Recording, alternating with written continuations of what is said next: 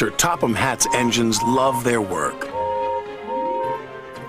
Gordon likes pulling the express. Thomas likes his branch line. And Percy likes taking the mail.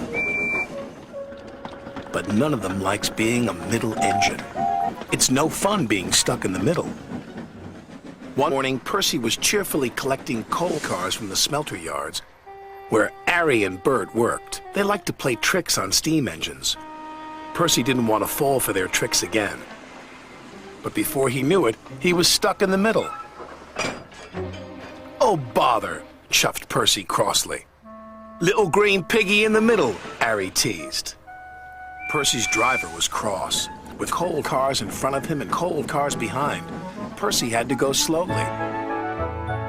James was in the yards when Percy steamed slowly by. "Ha ha, it's Pokey Percy," James laughed. "You wouldn't be laughing if you were stuck in the middle," Percy fumed. And he fumed all the way to the coaling plant. One by one, he shunted his coal cars onto the tipper's loading ramp, and the coal was unloaded. Percy was not allowed to cross the loading ramp until the tipper had been turned off. It was against the rules. But as soon as his driver and fireman left, there was trouble. Henry arrived to pick up coal. He bumped into the coal cars, and the coal cars bumped into Percy.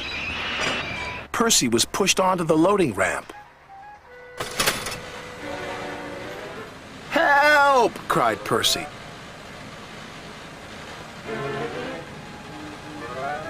Percy was hoisted up,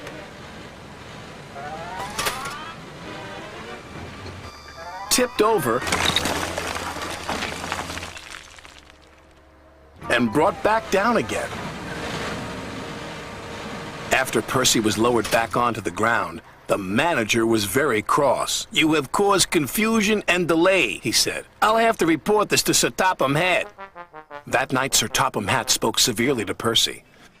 "I'm very disappointed in you, Percy," he said. "You know it's against the rules to go on to the tipper's loading ramp." "Sorry, sir," Percy said sadly, "but it wasn't my fault.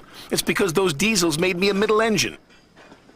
"Nevertheless, you will shunt freight cars in the yards until I can get to the bottom of this." "Ha!" said James, thinking no one could hear. "I could handle those diesels with bent buffers and a busted boiler." "Then you will do Percy's run to the smelter," said Sir Topham Hatt. "Yes, sir," said James. The next day, James arrived at the smelter. He was determined not to be tricked by Harry and Bert. "Hello, James," oozed Harry. "Come to learn a thing or two from those who know?" "Just get my freight cars ready and stay out of my way," huffed James importantly. "Yes, sir," Bert chimed greasily. James cheerfully backed up to his freight cars. He was certain he had fooled Harry and Bert, but he was wrong. "Little red piggy in the middle," chortled Harry. "Just like Percy," jeered Bert. "I am not like Percy," huffed James. "I'm not a middle engine, and I'm not moving." And he didn't. When Sir Topham Hatt heard the news, he sent Percy to fetch James. This made Percy happy. He buffered up to James and took him, along with all the freight cars, to the docks.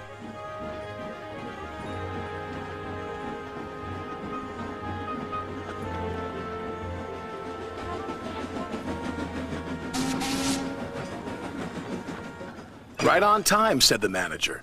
"But what is that big red engine doing in the middle?" "Learning," Percy replied. "Learning what?"